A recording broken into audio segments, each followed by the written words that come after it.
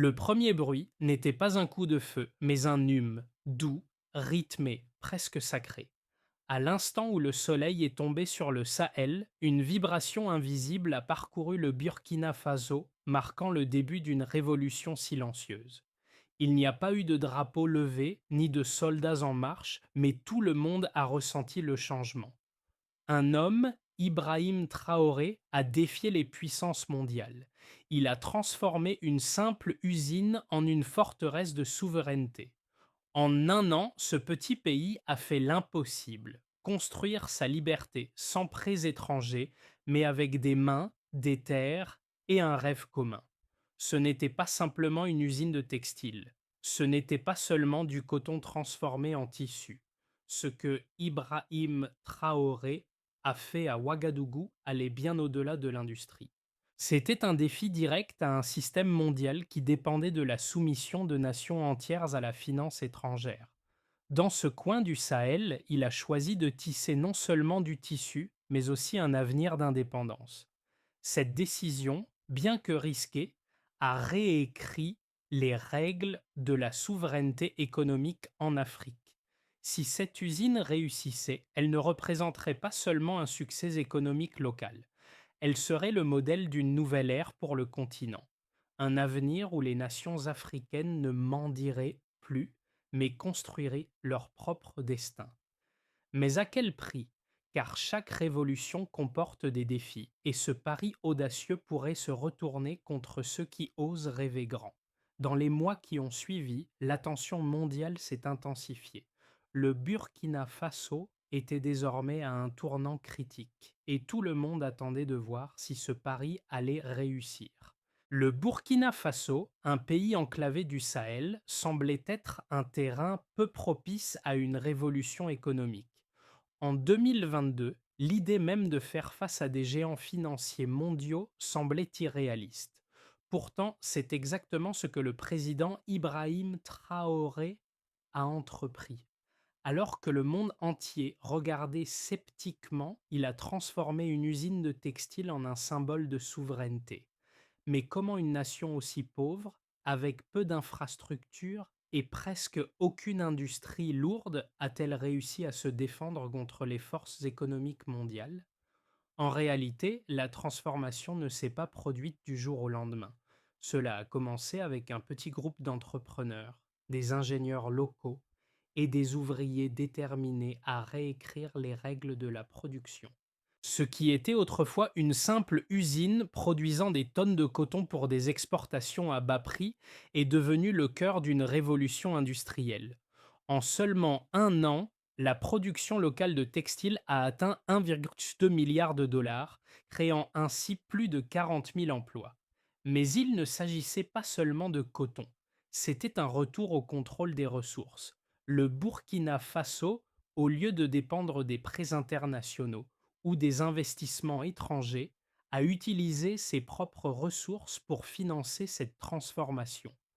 Le capital national a été réinvesti dans les infrastructures locales, créant un cercle vertueux de prospérité. Cette approche a montré au monde que l'Afrique, loin des clichés de dépendance et de mendicité, pouvait prendre en charge son propre destin, même face à des adversaires beaucoup plus puissants. Ce mini révélateur de succès a eu un effet d'entraînement au-delà des frontières du Burkina Faso.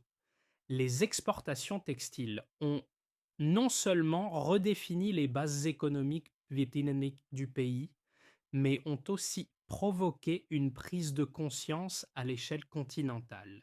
L'Afrique, qui exportait depuis des siècles des matières premières pour les transformer ailleurs, était en train de redéfinir son modèle économique.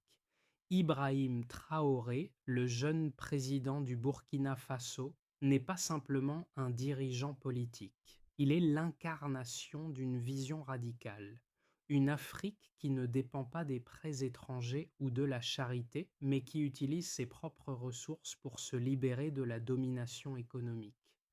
Dès ses premiers jours au pouvoir, il a mis en place une série de réformes économiques audacieuses, transformant une industrie du coton presque moribonde en un moteur de croissance pour le pays. Ce n'était pas seulement une question de croissance économique, mais de redonner aux Burkinabés la maîtrise de leur avenir. Au cœur de cette transformation se trouvait la construction de l'usine de Ouagadougou, un projet financé entièrement par le capital national, alimenté par des réseaux solaires locaux et des ingénieurs formés sur place. Il s'agissait de mettre fin à des décennies d'exploitation des ressources naturelles africaines par les puissances étrangères. En un an, l'usine a produit 20 000 tonnes de textiles par an, créant des milliers d'emplois et générant des centaines de millions de dollars de revenus entièrement réinvestis dans les communautés locales. Ce projet est un exemple frappant de ce que l'Afrique peut accomplir lorsqu'elle prend son destin en main. Traoré a démontré qu'une petite nation, même sans capitaux étrangers, pouvait faire face aux géants économiques mondiaux et inverser la tendance.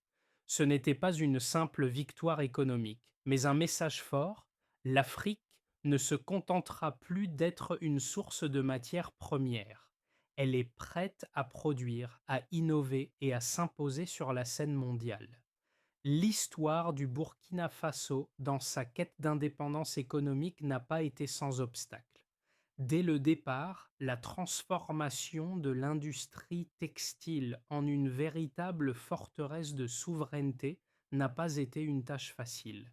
Il a fallu surmonter des défis internes et externes, une infrastructure limitée, des pressions politiques, des attentes irréalistes du monde extérieur et surtout un scepticisme profond concernant la capacité d'une nation enclavée et économiquement modeste à se libérer des chaînes de la dette et de l'influence étrangère.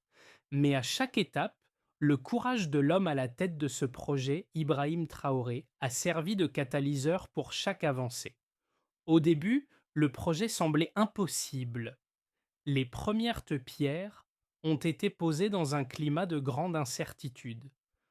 Pourtant, en l'espace de quelques mois, l'usine de Ouagadougou a commencé à produire à un rythme qui a choqué les experts. Loin de suivre le modèle traditionnel de financement par les prêts internationaux ou d'attendre les investissements étrangers, le Burkina Faso a fait appel à ses propres ressources. Le pays a utilisé le coton produit localement, l'énergie solaire et les compétences des ingénieurs locaux pour construire une usine de textile totalement indépendante. Le projet a atteint son apogée en 2023, lorsque l'usine a généré plus de 480 millions de dollars de revenus, réinvestis dans des secteurs clés comme l'agriculture, l'éducation et les infrastructures rurales. Ce succès économique a non seulement contribué à la stabilité financière du Burkina Faso, mais a également engendré un effet d'entraînement dans toute la région. En quelques mois, les exportations de coton transformé ont atteint des milliards de dollars et des dizaines de milliers d'emplois ont été créés, ce qui a eu un impact direct sur la réduction du taux de pauvreté dans les zones rurales. Cependant, au-delà de la réussite économique, ce projet représentait un bouleversement du statu quo. Ibrahim Traoré a su démontrer que l'Afrique, et particulièrement le Burkina Faso, ne se contenterait plus de jouer le rôle de fournisseur de matières premières. Ce n'était plus une question de produire des ressources pour les autres, le pays allait créer de la valeur sur place, générer des bénéfices locaux et s'impliquer activement dans la chaîne de valeur mondiale. La montée en puissance de cette industrie locale a également servi à la fois de bouclier et d'épée contre les menaces extérieures, notamment les tentatives des puissances mondiales de maintenir une influence coloniale subtile sur les économies africaines. Le modèle burkinabé a commencé à attirer l'attention d'autres nations africaines. Le projet de Traoré a prouvé qu'une nation pouvait se débarrasser des mécanismes de dépendance financière imposés par les grandes institutions économiques internationales. Ce n'était pas une simple victoire pour un gouvernement ou pour une industrie spécifique, mais un message retentissant pour l'ensemble du continent africain. L'indépendance économique est possible et elle peut être construite sur la base des ressources locales et de la coopération interne. Au fur et à mesure que l'usine de Ouagadougou a prospéré, d'autres secteurs ont suivi le mouvement. Les agriculteurs locaux ont commencé à vendre directement aux usines plutôt que de passer par des intermédiaires étrangers. Des marques locales ont été créées et des entreprises africaines ont commencé à se positionner sur les marchés internationaux.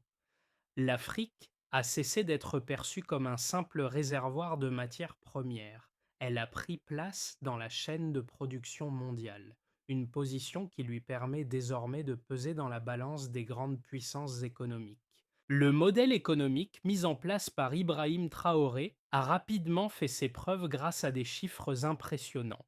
En seulement un an, les exportations de textiles du Burkina Faso ont atteint la somme de 1,2 milliard de dollars, ce qui a permis au pays de générer une augmentation de 42% de sa production nationale. Ce résultat a été le fruit d'une vision claire et d'une stratégie axée sur la maximisation des ressources locales, l'exploitation du potentiel des travailleurs burkinabés et la transformation des matières premières en produits finis à l'échelle locale. Le succès économique de l'usine de Ouagadougou ne se limite pas à la quantité produite. Le modèle a également permis de créer plus de 40 000 emplois locaux, dont beaucoup dans des zones rurales qui étaient historiquement négligées par les investissements étrangers. Cette création d'emplois a non seulement permis d'améliorer le niveau de vie de milliers de Burkinabés, mais a également renforcé la résilience de l'économie nationale face aux chocs extérieurs. De plus, une grande partie des bénéfices générés a été réinvestie dans des secteurs vitaux tels que l'agriculture, l'éducation et les infrastructures, renforçant ainsi la stabilité économique du pays. D'un point de vue économique, le Burkina Faso a réduit de manière significative sa dépendance à l'égard des importations de textiles. En 2023, le pays a diminué ses importations de 42% et a augmenté sa capacité de production nationale de textiles à 24 000 tonnes par an. Ce changement a eu un impact direct sur les réserves de change du pays, contribuant à une amélioration de 12% de la stabilité monétaire. La Banque centrale a signalé une hausse importante de la liquidité budgétaire, ce qui a permis de financer une partie de la dette nationale sans recourir à des prêts internationaux. Les chiffres parlent d'eux-mêmes. Le secteur textile a généré un chiffre d'affaires annuel de plus de 480 millions de dollars et ce chiffre ne cesse d'augmenter. En plus de l'industrie textile, d'autres secteurs ont également profité de cette stratégie de réindustrialisation. Par exemple, la production d'énergie solaire, essentielle pour alimenter les usines, a permis de diversifier les sources d'énergie et de réduire la dépendance du pays aux importations d'énergie fossile. Le coût de l'électricité, autrefois un frein majeur pour les entreprises locales, a diminué de manière significative grâce à l'utilisation de l'énergie solaire. Mais les succès économiques ne sont pas les seuls indicateurs de l'impact de ce modèle. L'un des changements les plus notables a été dans le domaine social et culturel.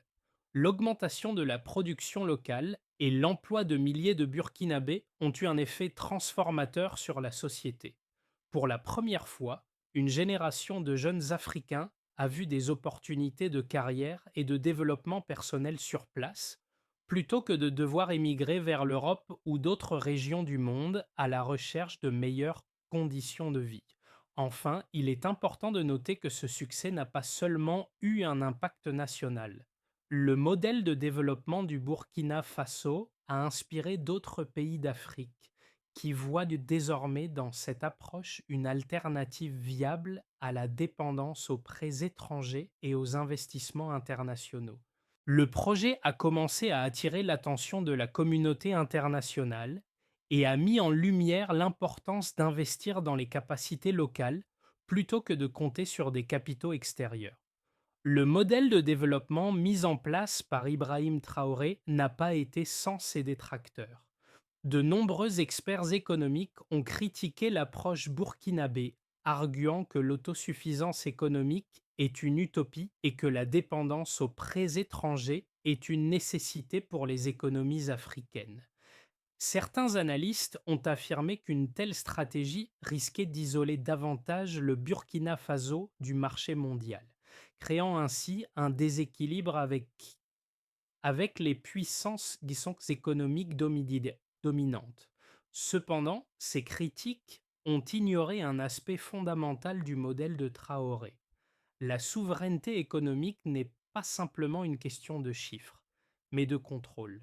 En cherchant à créer une économie circulaire où les ressources et la richesse restent dans le pays, Traoré a permis au Burkina Faso de sortir du cycle de la pauvreté qu'imposent les institutions financières internationales.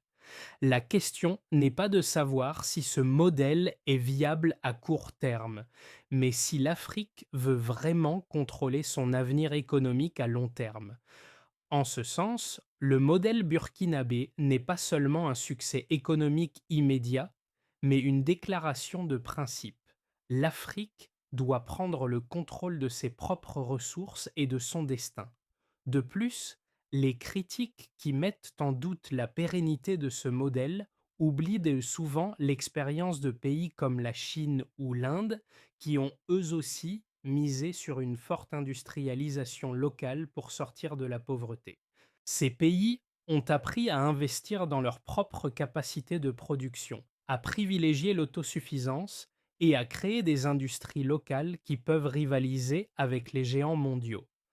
La différence ici est que le Burkina Faso, contrairement à la Chine, ne bénéficie pas d'un marché intérieur immense. Le défi était donc encore plus grand. Mais en utilisant les ressources locales, en formant ses ingénieurs et en exploitant l'énergie solaire, le pays a réussi là où d'autres échouent souvent. Ainsi, loin d'être une tentative de rébellion économique, le modèle de Traoré est une démarche pragmatique, appuyée par des résultats concrets. Le Burkina Faso a créé une économie plus résiliente, moins vulnérable aux fluctuations des marchés mondiaux et moins dépendante des dictats extérieurs. Et contrairement à ceux qui prédisent donc son échec, Traoré montre qu'un pays peut, même avec peu de ressources, réussir à inverser la tendance et redéfinir sa place dans l'économie mondiale. À mi-parcours de cette révolution économique, il est évident que le Burkina Faso n'est pas seulement en train de transformer son économie, mais aussi son image sur la scène mondiale. Le succès de l'usine de Ouagadougou a dépassé les attentes les plus optimistes. Là où beaucoup pensaient que la dépendance à l'égard des prêts internationaux était inévitable, le Burkina Faso prouve le contraire. L'indépendance économique est non seulement possible, mais elle est aussi durable. Les ressources naturelles, utilisées de manière responsable et réinvesties dans des projets locaux, ont permis au pays de créer un cercle vertueux de croissance et de prospérité. Ce modèle économique n'est pas seulement un succès pour le Burkina Faso, il est devenu un modèle pour d'autres nations africaines qui, elles aussi, cherchent à s'émanciper des chaînes de la dette et des intérêts étrangers. L'exemple du Burkina Faso démontre que la véritable souveraineté économique réside dans la capacité d'un pays à contrôler ses ressources et à investir dans son propre développement. Le défi, désormais, est de voir combien d'autres pays africains suivront cette voie.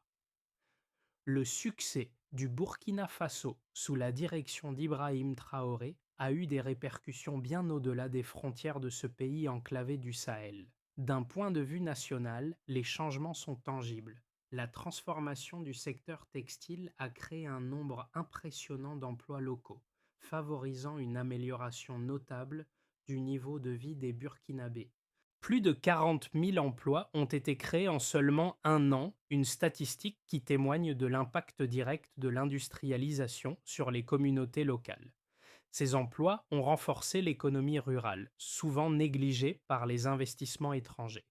La redistribution des revenus générés par l'usine a également permis d'améliorer l'infrastructure locale, notamment dans les domaines de l'agriculture, de l'éducation et des soins de santé. Ce n'est pas seulement sur le plan économique que les effets sont visibles. Sur le plan psychologique et culturel, ce modèle a renforcé le sentiment d'identité nationale et la fierté du peuple burkinabé. Au lieu d'être perçus comme un pays dépendant des aides étrangères, les Burkinabés ont appris à se valoriser à travers leur propre travail et leurs propres ressources. Le coton produit localement n'est plus vu comme une matière première à exporter, mais comme un produit à transformer, à consommer et à vendre à l'international. Ce changement de mentalité a ouvert la voie à une nouvelle forme de patriotisme industriel. L'impact du modèle burkinabé va au-delà de ses frontières. D'autres pays africains commencent à regarder vers le Burkina Faso comme un exemple à suivre. Le modèle de Traoré, qui repose sur l'autosuffisance et la transformation locale des ressources, a inspiré des nations voisines comme le Mali et le Niger à adopter des stratégies similaires. Ces pays, qui partagent une histoire commune de dépendance aux prêts internationaux, ont vu dans le modèle du Burkina Faso une opportunité de rompre avec les cycles de pauvreté et de dépendance. Les exportations de coton transformé, qui ont atteint 1,2 milliard de dollars, sont devenues un symbole de ce nouveau type de souveraineté économique. De nombreux analystes internationaux ont commencé à recalculer leurs prévisions économiques pour l'Afrique, après avoir vu qu'un pays sans ressources naturelles importantes ni capital étranger pouvait parvenir à une transformation aussi rapide et radicale. Ce succès a aussi provoqué une réévaluation des politiques des grandes institutions financières internationales qui se retrouvent face à un dilemme. Comment répondre à la réussite d'un pays qui n'a pas suivi les règles établies de l'aide au développement et des prêts à taux élevés?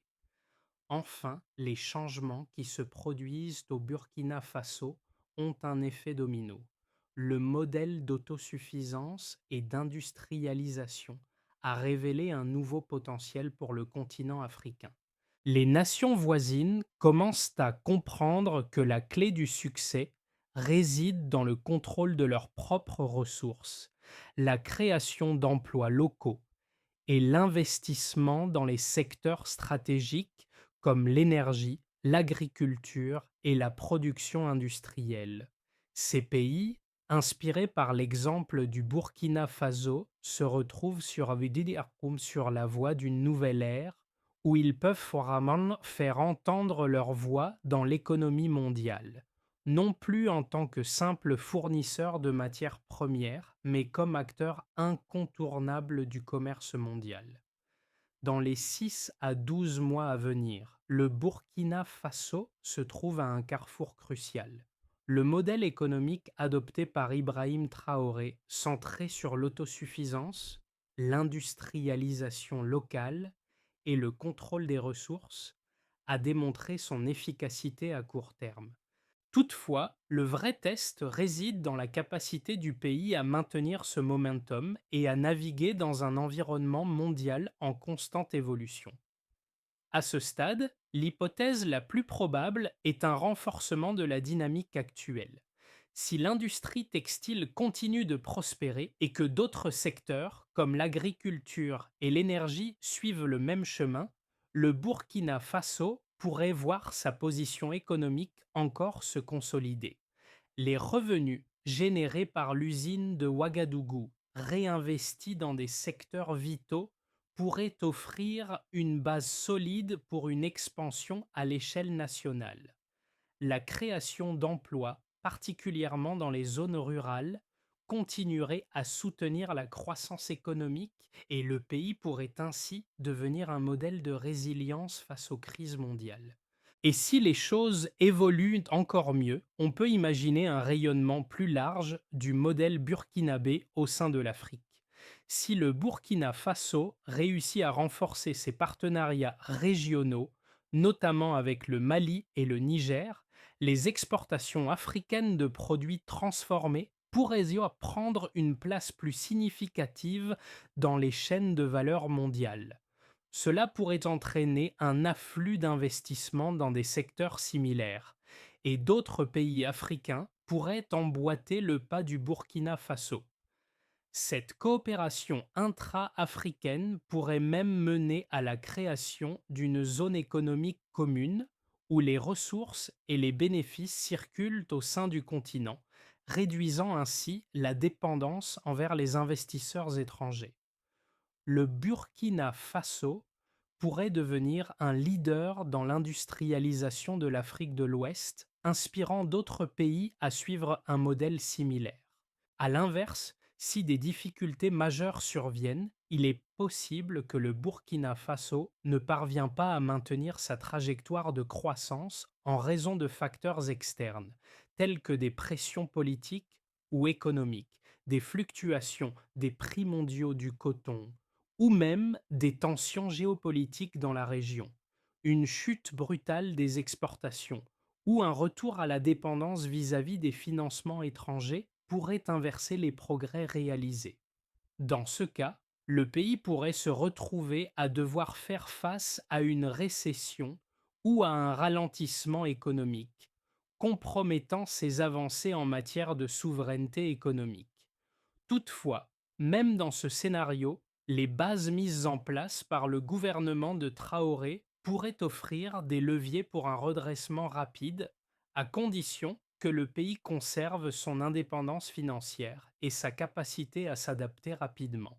Dans l'ensemble, le succès de ces scénarios dépendra de la capacité du Burkina Faso à renforcer ses infrastructures, à diversifier ses secteurs économiques et à maintenir une gestion stable et transparente de ses ressources naturelles. Le monde surveille attentivement le pays, car son évolution pourrait influencer d'autres nations africaines et définir la manière dont le continent peut s'affranchir des dynamiques économiques dominées par l'extérieur. Le modèle du Burkina Faso a des répercussions bien au-delà des frontières du pays. Il interpelle directement les nations africaines et les citoyens du continent, mais il a aussi une portée internationale. Les résultats obtenus par Ibrahim Traoré et son équipe ouvrent la voie à une réflexion plus large sur l'autonomie économique et la souveraineté. Pour les habitants du Burkina Faso, ce n'est pas seulement une victoire économique, mais un renouveau identitaire. Ils ne se contentent plus de voir leurs ressources exploitées par des intérêts étrangers. Ils deviennent les architectes de leur propre avenir. Ce message de transformation et de réappropriation des ressources trouve un écho chez les Africains de la diaspora, qui ont souvent été contraints de chercher fortune ailleurs, loin de chez eux. Le Burkina Faso montre que le changement est possible, que les conditions peuvent être créées à l'intérieur même des frontières africaines pour favoriser l'innovation et l'industrie locale. C'est un appel à tous les jeunes Africains qui aspirent à rester sur le continent, à croire en leur potentiel et à contribuer activement à la construction de l'avenir. En outre, ce modèle remet en question la manière dont les grandes puissances économiques voient l'Afrique. Au lieu de la considérer comme un simple réservoir de matières premières, le Burkina Faso prouve que l'Afrique peut transformer ses ressources pour le bien-être de ses populations. L'histoire du Burkina Faso invite également les investisseurs internationaux à revoir leur approche en privilégiant les partenariats à long terme avec les nations africaines plutôt que les investissements à court terme qui perpétuent la dépendance. Ce modèle n'est pas seulement un exemple pour l'Afrique, il est aussi un appel à la réévaluation de ce que signifie véritablement l'indépendance économique et politique dans le monde moderne. Pour que le Burkina Faso puisse maintenir et amplifier ses réussites économiques, plusieurs étapes sont nécessaires. La première est le renforcement des infrastructures locales. En l'espace de quelques années, l'usine de Ouagadougou a démontré que le pays est capable de produire à grande échelle. Cependant, pour pérenniser cette réussite, le Burkina Faso devra investir dans la modernisation continue de ses infrastructures de transport, d'énergie et de communication. La construction de routes, l'amélioration des réseaux énergétiques et le développement des technologies numériques sont essentiels pour soutenir l'expansion de l'industrie et stimuler d'autres secteurs. La deuxième étape était la formation continue de la main-d'œuvre. Bien que l'industrie textile ait été un point de départ, l'avenir de l'économie burkinabé dépendra de sa capacité à se diversifier. L'éducation et la formation sont cruciales pour faire émerger de nouvelles compétences, notamment dans les domaines technologiques et industriels. Le Burkina Faso devra non seulement renforcer l'enseignement supérieur et technique, mais aussi favoriser les partenariats avec d'autres pays africains pour créer des programmes d'échange et de formation. Cela permettra au pays de cultiver une génération d'experts locaux capables d'innover et de gérer des projets complexes à long terme. Enfin, la consolidation des partenariats régionaux et internationaux est indispensable. Si le Burkina Faso réussit à élargir ses relations commerciales avec ses voisins africains, notamment au sein de la CEDEAO, cela renforcera sa position en tant que leader régional. Il sera essentiel de continuer à établir des accords commerciaux mutuellement bénéfiques avec des pays africains et de renforcer la coopération au sein de l'AES Alliance. Sur le plan international, les partenariats des programmes se concentraient sur des investissements durables, fondés sur une réelle coopération et non sur des conditions de prêt ou d'assistance extérieure. Alors que le Burkina Faso poursuit sa transformation, l'image de la roue du métier à tisser reste gravée dans les esprits comme un symbole de la nouvelle ère du pays. Ces métiers, qui produisent le tissu localement, ne sont pas seulement des machines industrielles. Elles incarnent la volonté de toute une nation de se réapproprier son destin. Dans chaque fil qui se tisse, il y a un message. La liberté ne se construit pas seulement avec des discours, mais avec le travail acharné de ceux qui croient en un avenir meilleur. Les Burkinabés ne se contentent pas de regarder passivement ce processus, ils sont les acteurs principaux de ce changement. Chaque morceau de tissu produit est bien plus qu'un simple produit de consommation. Il devient un acte de résistance, un symbole de dignité retrouvée. Le président Ibrahim Traoré a fait de ce rêve une réalité tangible, et avec chaque victoire économique, la fierté nationale se renforce. Le pays montre au monde que la souveraineté n'est pas un concept abstrait, mais une réalité qu'on peut construire avec les ressources et les capacités locales. Le modèle économique du Burkina Faso, dirigé par Ibrahim Traoré, a redéfini ce que signifie la souveraineté économique en Afrique. À travers l'industrialisation locale et la transformation des ressources sur place, le pays montre que la véritable indépendance passe par l'action collective et la volonté de se libérer des chaînes de la dépendance extérieure. Ce n'est pas un chemin facile, mais le Burkina Faso a ouvert la voie. La question maintenant est: qu'en est-il des autres pays africains? Si le Burkina Faso peut transformer son avenir en se reposant sur ses propres ressources, pourquoi d'autres nations ne pourraient-elles pas faire de même? La solidarité intra-africaine et l'innovation locale sont des leviers essentiels pour écrire le prochain chapitre de l'histoire économique du continent. L'exemple du Burkina Faso est là pour inspirer, mais il appartient à chaque nation de prendre sa place dans cette révolution silencieuse. Il est temps pour les Africains de toutes parts de se lever et de construire l'avenir qu'ils méritent en prenant le contrôle de leurs ressources et de leur destin.